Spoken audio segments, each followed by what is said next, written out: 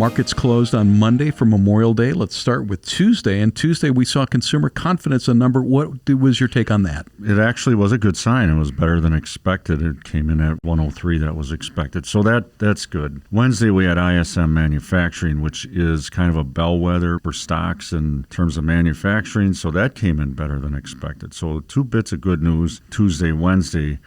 The not-so-good news is the Atlanta Fed GDP Now report estimates GDP growth in the second quarter be 1.3. That was down from a week before. And then Thursday, Microsoft had come out with some commentary. It wasn't an earnings call. They came out with that back in April. But they just updated their guidance, and it wasn't good. So then the implication was, what does it mean for other big tech? And they more or less blamed it on foreign exchange. But foreign exchange is rather temporary phenomena, so big developed currencies, euro, dollar, move sideways. It's not like you're dealing with a Turkish lira that's weakening forever. And so what happened is, I think the market read into that there's implications in terms of advertising revenue and cloud revenue, et cetera, that impacts other tech companies. Company like Microsoft, how much of their business do they do in the United States? How much do they do around the world? And are there sectors in the world that are hurting it? To answer that first part, so 50% of their revenue is from overseas, nearly exactly that.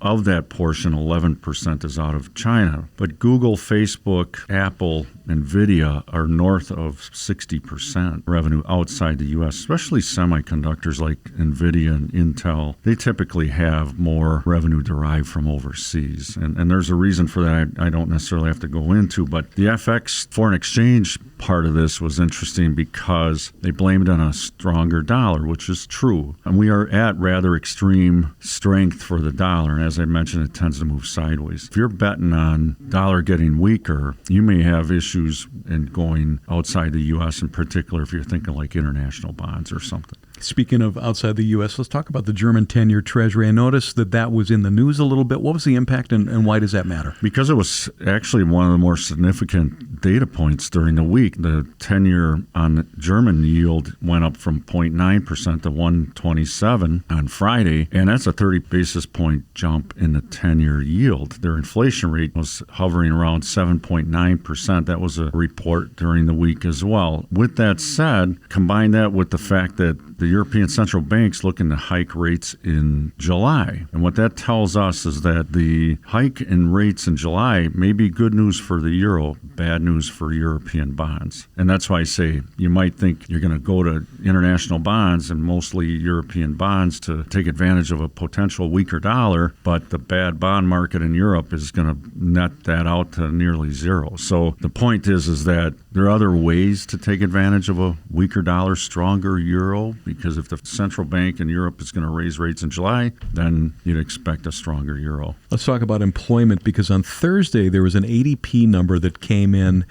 The estimate was for 300,000, and ADP is private jobs, but 300,000 came in at 128,000.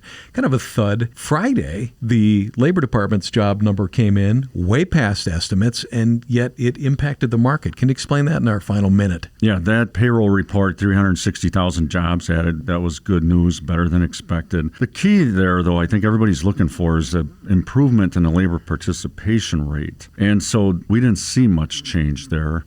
And we're hoping to see that rise. ISM services came out on Friday as well, since you mentioned. That was a little weaker than expected, but it's a big part of GDP. Is what OPEC is doing with oil, is that going to help us at all? Glad you asked. It will in the short run, but long run is about capacity. What are we doing to increase capacity? Do we want to increase capacity? If there's a war on fossil fuels, major oil companies are hesitant to make that investment. And so you may have the higher oil prices around here for a while, but the increased production out of Saudi Arabia would help. In our final 30 seconds, what are you looking for next week? Next week, we're hoping for a quiet week, to put it that way.